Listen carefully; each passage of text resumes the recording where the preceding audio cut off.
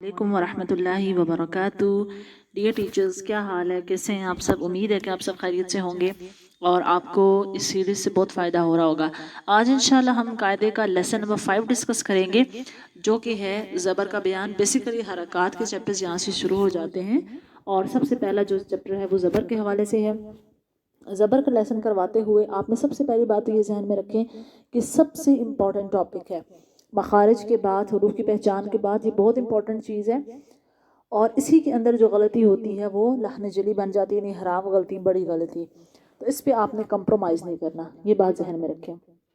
जब आप ये चैप्टर करवाने लगेंगे तो एकदम से आपने लेसन पे नहीं जाना।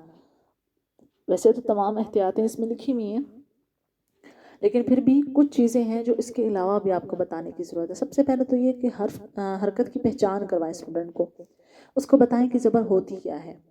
ठीक है, उसके लिए आप डिफरेंट तरीके यूज़ कर सकते हैं। बाज़ बच्चे तो सिंपल आपके बताने से ही ऑलरेडी भी समझ जाएंगे, बाज़ वक़्त आपको फ्लैश कार्ड बनाने पड़ सकते हैं, बाज़ को बोर्ड पे लिखना पड़ेगा। लेकिन आपने ये बताना है कि ये एक तिरछी लाइन की शक्ल होती है और ये हर्फ के ऊपर होती है। ठीक है, और इसे ज़बर कहते हैं। ये चीज़ें आपने इतनी रिपीट करवानी है कि बच्चे को याद हो जाए। ज़रूरी नहीं कि एक ही दिन में याद हो जाएगा, पहले दिन आपने समझाना है, लेकिन डेली आप पूछते रहेंगे तो बच्चे को याद हो जाएगा। दूसरी बात है कि इसका मखरज बताना है।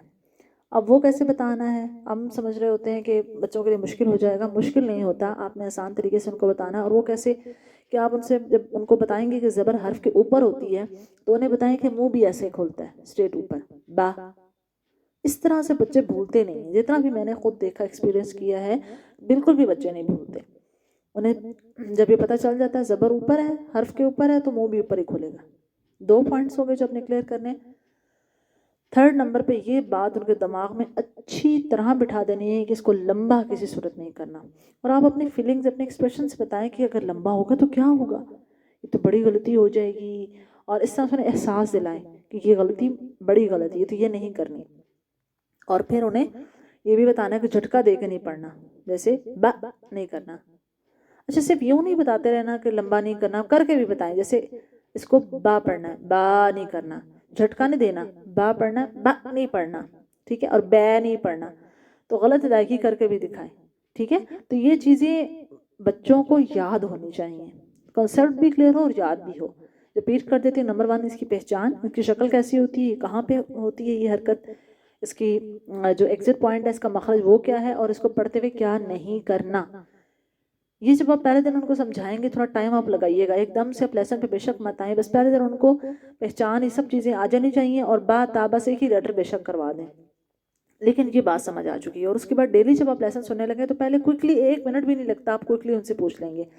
आप देखेंगे डे बाय डे बच्चा आपको अच्छे तरीके से रिस्पॉन्स करता जाएगा। और फिर ये कि आप जब अपना लेसन, जब तक ये लेसन चलता रहे, डेली पूछते रहें। और बाद में भी जब आप रिवीजन करवाते रहेंगे तो साथ साथ आपने पूछते रहना है बच्चों से। और फिर दूसरी चीज़, बाज़ जगह पे ऐसे होता है कि प्रॉपर हिज्जे करवा जाते हैं, बा ज़बर बा, ता ज़बर ता। तो वैसे तो आपकी मर्ज़ी है, लेकिन बेस्ट ये है कि आप डायरेक्ट फोनेक पे ले आएँ।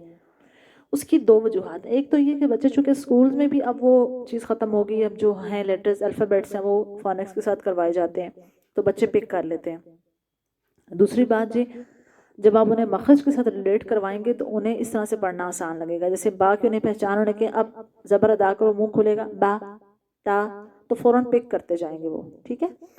दूसरी बात है कि हम उन्हें हिज्जे करवाना भी बहरहाल एक मुश्किल काम होता है, टीचर काफ़ी मेहनत करती है। हर्फ पे तो हो जाते हैं, जब हम अल्फाज पे आते हैं तो फिर प्रॉपर वो हिज्जे करे होते हैं, बा ज़बर बा, सीन ज़बर सा। तो कुरान मजीद में जाके तो हिज्जों की ज़रूरत ही नहीं है, वहाँ तो सीधा पढ़ना है। तो इसलिए आप अगर डायरेक्ट उन्हें फ़ोनिक पे लाएंगे तो वो ज़्यादा अच्छा रहेगा। और अल्हम्दुलिल्लाह मेरा तो अभी तक ये एक्सपीरियंस रहा है कि जब भी फ़ोनिक्स करवाए हैं तो जल्दी बच्चों ने पिक किया है। और एक्स्ट्रा जो एक समझे ना, स्टूडेंट के सर पे एक बोझ था और टीचर के सर पे भी, कि हिज्जे करवाने हैं जिसका बाद में कोई फ़ायदा नहीं है। और एक और ये मसला होता है कि जब हिज्जे के साथ बच्चे को पढ़ने की आदत हो जाती है, फिर उसे रवानी में पढ़ना उसके लिए मुश्किल हो जाता है। कुरान मजीद पे आके भी बाज़ वक़्त वो हिज्जे कर रहा होता है। तो इसलिए बेहतर है, और मैं ये सजेस्ट करूँगी कि आप फ़ोनिक्स के साथ करवाएं। कैसे? ब, त, स, ज, ह। अभी तुम्हारी स्पीड थोड़ी तेज़ रखी, शुरू में आप कम भी रख सकते हैं, फिर तेज़ स्पीड में भी करवा सकते हैं। और सीधी रो के अलावा आप ऊपर नीचे कॉलम वाइज भी करवाएं, जैसे ब, ज, स, تھوڑا سا جب بچہ یوز ٹو ہو جائے، پہلے دن نہیں ایسے نہیں کرنا، ریویژن جب کروائیں گے نا اس وقت آپ کر سکتے ہیں، پہلی دفعہ تو سیدھا سیدھا کروائیں۔ اب آ جائے مشق کے اوپر، مشق میں بھی سیم آپ نے کرنا ہے، با سا را، با سا را، بچوں کو پک کروائیں کیونکہ اس نے مخرج پڑھا ہوا ہے، اس کو علامت کا بھی پتہ ہے، ساؤنڈز کا بھی پتہ ہے، تو وہ پک کر لے گا۔ با سا را کیا بنا؟ با سا را۔ اور پھر پوری لائن اسی طرح ایک ایک لفظ کروانا ہے۔ اس کے لیے آپ جو قاعدہ کی پریکٹس ہے نا لیسن نمبر 4 وہ ضرور سنیں اور اپنے بچوں کو اسی طرح سے پریکٹس کروائیں، اور انہیں ہوم ورک کے لیے بھی اس کے ساتھ پریکٹس دے سکتے ہیں، کیونکہ خود وہ جب پڑھیں گے لمبا کر رہے ہوں گے انہیں پتہ ہی نہیں چلے گا، تو کسی کے ساتھ جب پڑھ رہے ہوتے ہیں تو کافی حد تک آپ فالو کرنے لگتے ہیں۔ اچھا پھر آپ دیکھیں پوری لائن جب ہم نے کروا لی پھر ہم روانی میں ان کو پڑھائیں گے، جیسے با سا را با سا را تا را کا تا را کا، پوری لائن ہو گئی، ٹھیک ہے، خاتمہ تک۔ اب ہم پوری لائن روانی میں پڑھیں گے، بسر ترک مثل جمع حسد ختم، آخری لفظ سے وقف کروا دیں گے۔ اس کا بہت زیادہ فائدہ ہے، وہ یہیں سے ہی بچے کو روانی میں پڑھنے کی عادت بن جاتی ہے، ایک پوری لائن کی بچوں کو اچیومنٹ ہوتی ہے۔ اور ویسے بھی اب ظاہر ہے ایک لائن کو بچہ کتنی دفعہ پڑھے گا، بور ہونے لگتا ہے، تو ڈفرینٹ اسٹیپس ہی کہ بچہ ایکٹیو رہتے ہیں، خوش رہتے ہیں، اور ان کو کچھ کرنے کے لیے مل رہا ہوتا ہے، اور ان کو ایک اچیومنٹ فیل ہوتی ہے کہ ہم نے پوری لائن پڑھی، ان کا سانس لمبا ہوتا ہے، ان کے پڑھنے میں روانی آتی ہے۔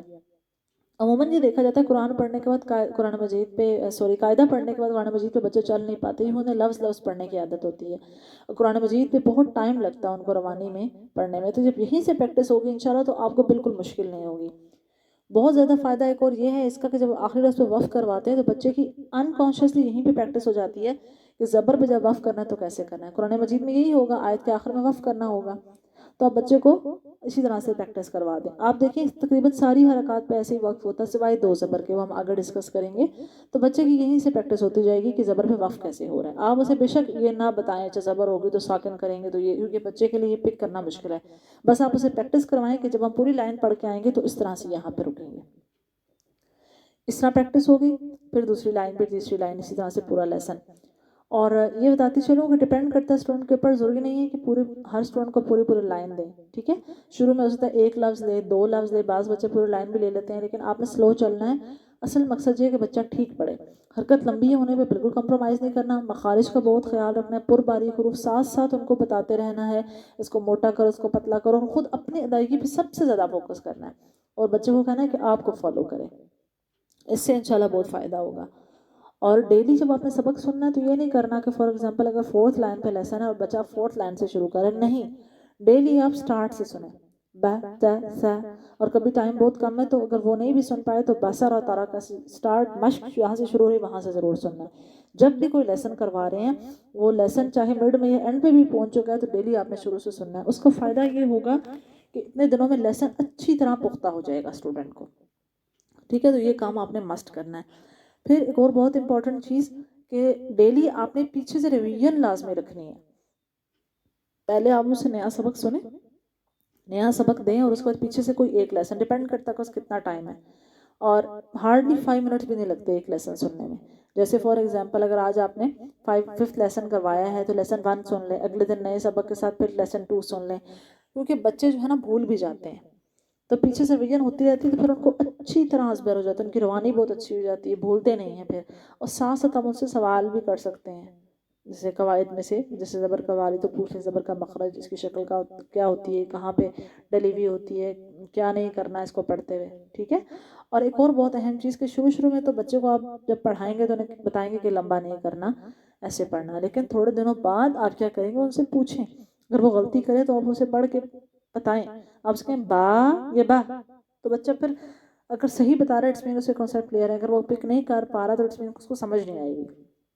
تو رویژن کرواتے ہوئے اور فرسٹ ٹائم پڑھاتے ہوئے طریقہ کار تھوڑا چینج ہوگا، فرسٹ ٹائم پڑھاتے ہوئے آپ بتا رہے ہوں گے، بیچ میں پوچھیں گے، لیکن رویژن کرواتے ہوئے اگر اسٹوڈنٹ غلطی کر رہا ہے تو پھر آپ کے پوچھنے کا انداز فرق ہوگا، بتائیں گے نہیں، آپ اسے پوچھیں گے، غلط پڑھ کے بھی بتائیں گے، صحیح پڑھ کے بھی بتائیں گے، تاکہ آپ بھی ساتھ ساتھ جج کر سکیں کہ آیا بچے کو سمجھ بھی آئی ہے یا نہیں، اور جہاں ضرورت پڑے پھر آپ وہاں ایکسپلین بھی کر سکتے ہیں۔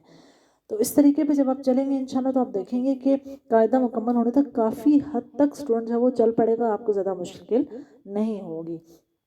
اس کے علاوہ اگر آپ کے ذہن میں کوئی چیز ہے آپ پوچھنا چاہتے ہیں تو ضرور پوچھیں، لیکن یہ چیزیں آپ کو ساری بہت ہیلپ فل ہیں۔ ایک اور چیز میں آپ کو کہنا چاہوں گی، جب آپ ریویژن کروائیں تو کالم وائز بھی سنیں، عموماً یہ ہوتا ہے بچے اتنا پڑھتے ہیں کہ انہیں زبانی یاد ہو جاتا ہے، بصر و تارا کا مسئلہ جامع پڑھتے جاتے ہیں، لیکن جب آپ ان سے کہیں گے نا آج کالم وائز سناؤ تو پھر تھوڑا سا دھیان پھر آ جائے گا. شروع میں تو صحیح رہتا ہے، لیکن بعد میں یہ چیز بھی اچھی نہیں ہوتی کہ مسلسل ان کو رٹا لگ جائے. تو ذرا طریقہ کار چینج کر کے بھی آپ سن سکتے ہیں، اوپر نیچے نیچے اوپر، اس طرح سے بھی سن سکتے ہیں. اسی طرح حروف تہجی بھی کالم وائز سن سکتے ہیں، اگلا کالم پہلے پیچھے والا بعد میں، کچھ اس طرح ڈفرینٹ طریقے سے آپ کریں. اس طرح بچے ایکٹیو رہیں گے. اکثر ہم کہتے ہیں نا بچے بور ہو جاتے ہیں، کیا ایکٹیویٹیز کریں؟ تو میں آپ کو بتاؤں سب سے اچھی ایکٹیویٹی یہی ہے.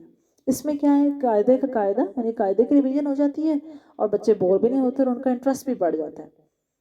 تو یہ سب ایکٹیویٹیز آپ کے ذہن میں ہونے چاہیے، اور یہ کوئی مشکل نہیں ہے. آپ بچے کو کہیں اچھا آپ اپنے رو وائز پڑھ لی، آپ کالم وائز پڑھیں، اوپر سے نیچے پڑھیں، اب نیچے سے اوپر کی طرف پڑھیں. تو اس سے آپ دیکھیں گے کہ انشاءاللہ انکانشیسلی بچے کی اتنی ریپیٹیشن ہو جائے گی کہ اس کو یہ ساری چیزیں پکی ہو جائیں گی. اگر مزید آپ کا کوئی سوال ہے تو پھر ضرور پوچھیے گا. لاسٹ بات جو آپ سے کہنا چاہوں گی، لیکن وہ بہت اہم ہے، کبھی بھی اگر بچے کا کانسیپٹ کلیئر نہیں، اس کو لیسن اچھی طریقے سے بھی نہیں آیا تو آگے نہ لے کے جائیں. پوری کوشش کریں، حد الوسع کوشش کریں کہ اس کو لیسن اچھی طرح آ جائے. پھر بھی اگر کسی اسٹوڈنٹ کو کوئی نیچرل مسئلہ ہے تو پھر آپ اس کو تھوڑا ٹائم دے سکتے ہیں، لیکن ساتھ ساتھ ریویژن کروا کے اس کو پختہ ضرور کروائیں. اور کچھ لیسنز ہو جائیں، 4-5 لیسنز ہو جائیں تو ٹیسٹ بھی دلوا سکتے ہیں، خود بھی لے سکتے ہیں، کسی ٹیچر سے بھی دلوا سکتے ہیں، جیسے بھی آپ کی سہولت ہو. امید ہے کہ آپ کو اس سے فائدہ ہوگا. بارک اللہ فیکم. السلام علیکم ورحمۃ اللہ وبرکاتہ.